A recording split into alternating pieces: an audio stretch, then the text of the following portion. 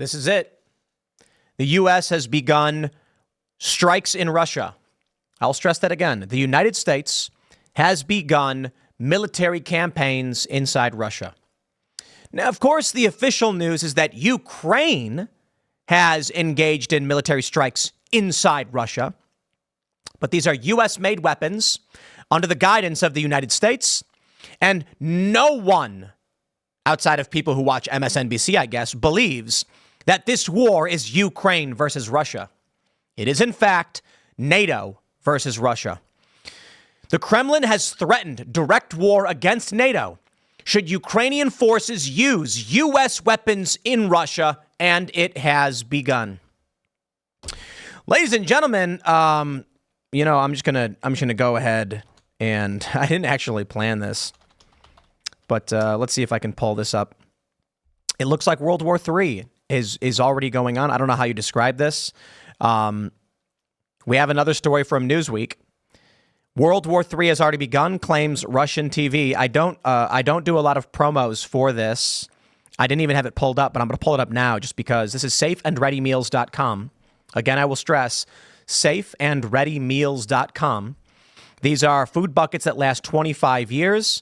You can see you've got a 1-month emergency food kit, 3-month emergency food kit. Man, guys, I pointed this out a while ago. You could probably pull up the old video that if you were to have bought one of these a couple of years ago, it was way cheaper. Inflation, I don't think anyone's doing that on purpose. But I personally have a lot of these. People say, Tim, don't tell people you have emergency food. I didn't tell you where it was. We're also armed and safe. But look, with the escalation that we're seeing, safeandreadymeals.com. I'll say it again. Sometimes it rains. Sometimes it floods. Sometimes there's tornadoes. Do you have a plan for what you're going to eat and drink? The way it's supposed to go is you never touch your emergency food. You figure out how to get food supplies in the event of an emergency and only crack into your emergency supplies when you have no choice. But considering what we're seeing now, when in 2020, I did a promo for Safe and Ready Meals, and a lot of people bought that stuff. If you did, you don't need to buy it. I mean, it's only been 4 years. You got another 21-year life on that food you bought. You buy it one time. I just hope you guys are prepared. Download emergency survival guides. Learn the basics, because I don't know what's going to happen. A couple of years ago, New York ran a PSA on nuclear strikes in New York City. Why? Don't ask me. But I cannot stress enough right now. In the U.S., they're going to tell you in the corporate press, Ukraine is doing this. As the New York Times says. The New York Times says Ukraine strikes into Russia with Western weapons. No one outside the U.S. thinks this is Ukraine versus Russia. Russia has been saying for, what are we going on now, like 2 years? They've been saying this is war with the United States. If Ukrainians are using our weapons to strike Russian territory, congratulations, we're at war with Russia. And now we are beginning the invasion into Russia. Unsustainable. Here you go. Sky News, only a week ago, Kremlin official threatens war against NATO if Ukraine uses U.S. weapons against Russia. Well, here's the news from the New York Times. We are inches, minutes away. I can't tell you. Hopefully nothing happens. Hopefully tomorrow they just say, no. Russia's refusing to engage. I hope. In the meantime, you're prepared. Ain't no silly games anymore. Look, man. You got a first aid kit. I know you do. Everybody does. You might not. Most people don't even know where it is because you never really use it. But you got one, right? Some people have EpiPens, because you never know. Someone could have an allergic reaction. You could save a life. We got a bunch of first aid kits. We got a bunch of emergency stuff. But we live out in the middle of nowhere. And so it's not just about if World War III is starting, although many people have been saying for like a year now it is. But it's also like, ambulance is really far away, right? So if someone were to get hurt here, we have first aid kits. We have emergency food because the roads could get blocked up, and we'll take care of ourselves. The New York Times reports. Crazy. They got a video of it. This is nuts. Just days after the Biden admin granted permission for the Ukraine to fire American weapons into Russia, Kiev took advantage of the new latitude, striking a military facility over the border using a U.S.-made artillery system, according to a member of Ukraine's parliament. Yahor Chernev The deputy chairman of Ukrainian Parliament's Committee on National Security, Defense and Intelligence said on Tuesday that Ukrainian forces had destroyed Russian missile launchers with a strike in the Belgorod region, about 20 miles into Russia. Ukraine's forces used a high-mobility artillery rocket system, or HIMARS, he said.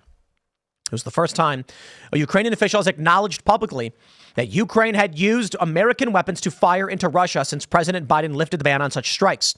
For months, the ban has stood as a red line the Biden admin would not cross out of concern about increasing tensions with a nuclear-armed nation. The Ukrainian military did not immediately respond to a request for comment. In granting permission last week, the U.S. imposed limitations, saying the weapons could only be used in Russian territory near northeastern Ukraine and for defensive purposes. Mr. Chernev in text messages said Ukraine destroyed S-300 and S-400 missile systems without specifying how many. Russia has used the systems initially designed to shoot down aircraft to bombard the northeastern Ukrainian city of Kharkiv, which is just 45 minutes from Belgorod. The HIMARS that Ukraine used is an American-made long-range rocket system that is able to fire from beyond the range of most of Ukraine's non-Western weaponry. Mr. Chernev's account of the strike could not be independently confirmed, but videos of the aftermath of the attack on the S-300 and 400 system emerged on Monday. Satellite imagery and social media posts suggest there were multiple strikes in Russian territory over the weekend. Welcome to World War III, ladies and gentlemen. Mr. Chernev, a former member of Ukrainian military, is also the head of Ukraine's delegation to the NATO Parliamentary Assembly, a role which has led him to take part in discussions with Western partners about the supply and use of Western weapons. A video from a Russian Telegram channel showed burning Russian military equipment and a swirling plume of gray smoke after a strike on Sunday. The video, which was verified by the New York Times, was recorded just outside of Belgorod. And satellite imagery captured at this location by Planet Labs shows smoke rising from what appears to be destroyed vehicles. At least one of the launchers was in an elevated position at the time of the attack. Rob Lee is senior fellow at the Foreign Policy Research Institute and an expert on the Russian military and modern warfare, said the range and precision of the attack of the missile launching system suggested the weapon used was American. Given the range, type of target, munition availability, and change in the Biden admin's policy, I think it's probable this strike was conducted with HIMARS. Russian bloggers, researchers analyzing satellite images and footage of the battlefields, and the Russian Defense Ministry have reported multiple instances of strikes inside Russia with American rockets since Thursday, when the Biden admin approved their use. On Saturday, Evgeny Podubny, the war correspondent for Russian state television, shared photographs of what were presented as fragments of American-guided rockets found in Russian territory. It was not possible to independently verify when or where the fragments were found. All right. We get it. Man. Dark days indeed. Sky News reported this on May 31st. A top Russian official has said it would go to war with NATO if Ukraine strikes inside Russia with U.S. weapons. On Thursday, President Joe Biden partially lifted restrictions on how Ukraine can use military supplies. In response, senior Russian security official Dmitry Medvedev issued a series of warnings. Quote, Russia regards all long-range weapons used by Ukraine as already being directly controlled by servicemen from NATO countries. This is no military assistance. This is participation in a war against us. And such actions could well become a casus belli. Means cause for war. An act that provokes a war. Well, casus belli is usually used in the context of reason for going to war, not an action necessarily that provokes war. That is literally what it means. But often, so Russia wants to go to war with the U.S., doesn't have grounds to do so. A casus belli is the act that Russia then says, that is our cause for war. He said it would be a fatal mistake on the part of the West to think that Russia was not ready to use tactical nuclear weapons against Ukraine, and spoke of the potential to strike unnamed hostile countries with strategic nuclear weapons. This is, alas, neither intimidation nor bluffing. He said Moscow's conflict with the West was developing according to the worst case scenario, that nobody today can rule out the conflict's transition to its final stage. The partially lifted restrictions from the U.S. mean Ukraine can use American weapons to strike inside of Russia, but only in defense of Kharkiv. However, U.S. officials stress that Ukraine still cannot use American long-range missiles, blah, blah, blah, because they already did. Man, I don't know. World War III has already begun, claims Russian state TV. I don't think anyone would deny it. If this conflict escalates from here, nobody would deny it. The Battle of Fort Sumter, the Civil War, 1861. That's when we say the Civil War began. The only casualty was an accident. The Battle of Bull Run, the first Battle of Bull Run, Manassas, just outside of D.C. Nobody believed a civil war was possible. But think about that timeline. I love this point. I bring it up a lot. Townspeople crowded around the hillside, picnicked. They said, there's not going to be a civil war. We know, based on history, or at least how we view it, civil war had actually already begun at that point. But even after the Battle of Fort Sumter, the people of the United States and the Confederacy did not think a war would happen. I will stress that again. The war had already started from a historical context. And people in the Civil War went to the hillside to watch, thinking it wasn't happening. That's where we are today. The U.S. is attacking Russian territory now. They tried to set up a beachhead in Gaza, and that failed. Yikes. I don't know what to tell you, man. I just hope y'all are paying attention and you're prepared for the worst. We hope for the best, we prepare for the worst. Maybe next month everything stops. I got no idea. But call it what you want. Ukrainian forces are operating under the behest of NATO. And they are using U.S.-made weapons to attack Russia. The Kremlin, Dmitry Medvedev, already said, this is a war with NATO. Do not attack our territory. And we did. There you go. I don't know what to tell you.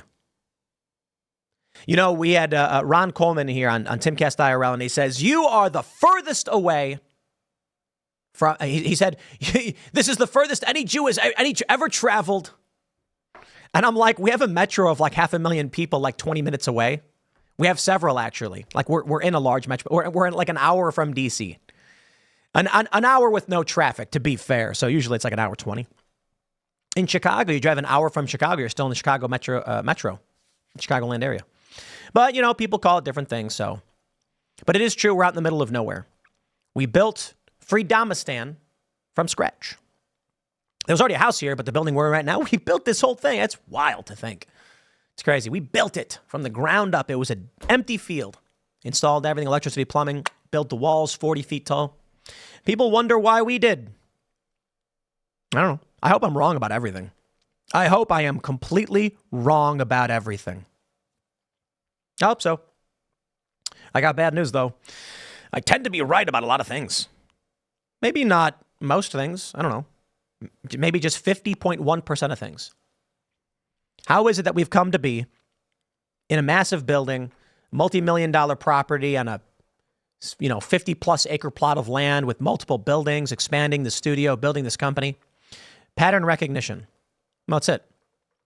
Planning is pattern recognition. We were ad-supported.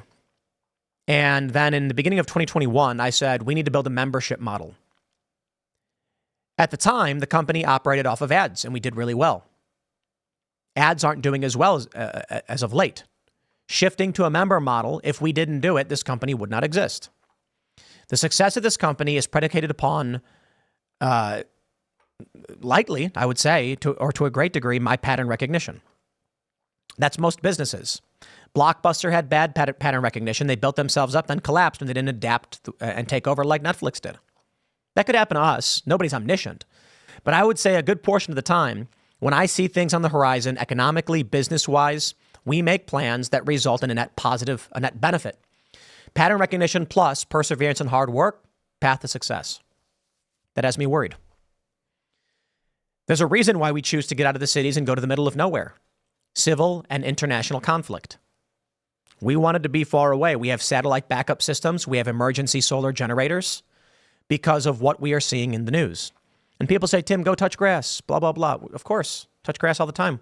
Went to the Hagerstown skate park, had a blast. Hung out with people who don't really pay attention all that often.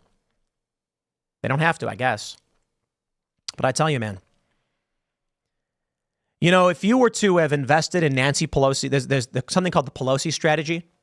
We all know Nancy Pelosi is really great at buying stocks.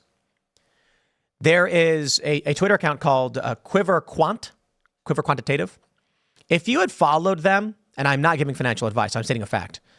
If you had invested in Nancy Pelosi's stock purchases the same way she did, you'd be up, I think, 150%.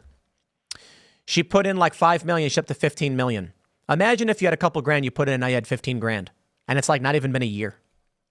We know these things because you watch the news, I read the news. I read the news all day, every day.